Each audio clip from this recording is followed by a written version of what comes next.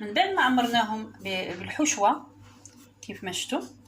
دابا غادي نزوقهم وندير لهم شويه ديال سكر كلاصي من الفوق باش كيعطي داك المنظر الزوين.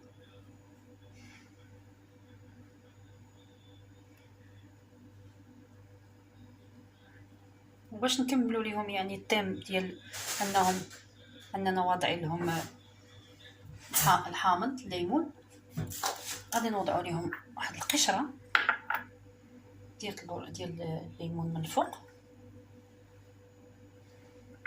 المهم تزيين تيبقى لكم، زينوا باي طريقه نتوما بغيتو، صدقوني راه تيجيو هائلين. عرفتي فيهم واحد الرائحه ديال الحامض تجي هائله ما شاء الله.